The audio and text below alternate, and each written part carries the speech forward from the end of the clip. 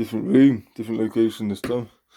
So this chiller still needs a lot of work to get it actually able to use.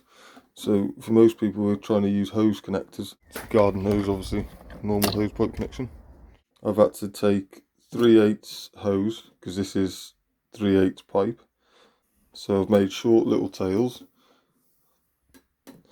And then what I've had to do is get hold of various Jubilee clips, and connections, probably about 20 quid's worth of connections all in all, and the hose connector set, all to be able to take the hose pipe. So what we're going to do is we're going to put one of these Jubilees obviously on the actual pipe that goes into the cooler. Same on the other one, exactly the same. Then we're going to take one of these barbed fittings in there, obviously Jubilee clip on that end as well. All nice brass fittings as well. So that'll be pretty much like that. And then that then allows us to fit a reducer, 3/4 inch to 1/2 inch reducer. So then that will screw onto there and fit onto the barbed fitting. And then that allows us to have these hose connectors, which I already had from the last brewery, both of them brass as well, just need cleaning up, but just for argument's sake. And then obviously that will then screw onto there, allowing us to have two, just like that. So if we do the same on both things, then we'll have two male connectors on each hose, which allows us then to run the normal garden hose straight into the in, and then a short section of hose made up with a new hoselock connector onto this one to go to the drain. So I'm just going to make this up basically exactly as I've just described it to you, and use PTFE on all these joints as well, because we don't want any cold water leaks anywhere, and also we don't want anything dripping anywhere into the brew, because obviously once it's chilled you're at risk of infection more than before it's been brewed. So that's my next mission. So the hose will be the feed in, and then this just off cut of normal garden hose, new fitting on the end that we're going to be using, and that'll be the waste pipe. And what we'll do is we'll collect this water when it comes off for cleaning at the end.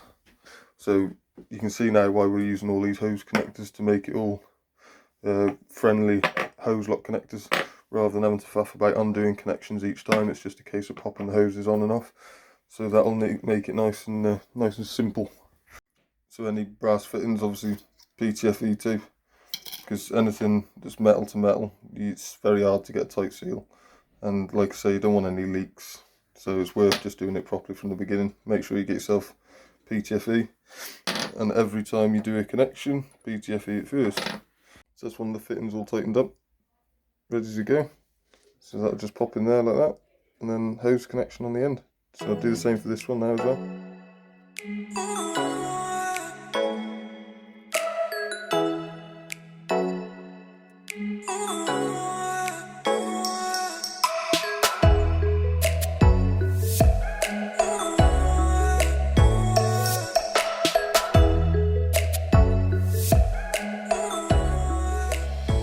There we go.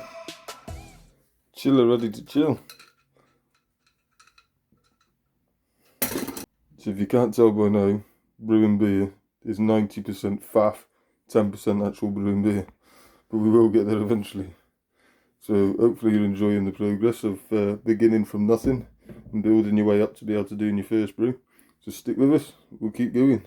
So here's the finished article. Looks alright. So like I said, that was the chiller itself.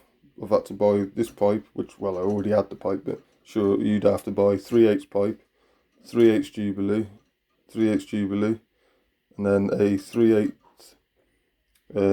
barb adapter to 1/2 inch, and then a 1/2 inch adapter to 3/4 inch to get to a hose connector, and then the hose connector itself.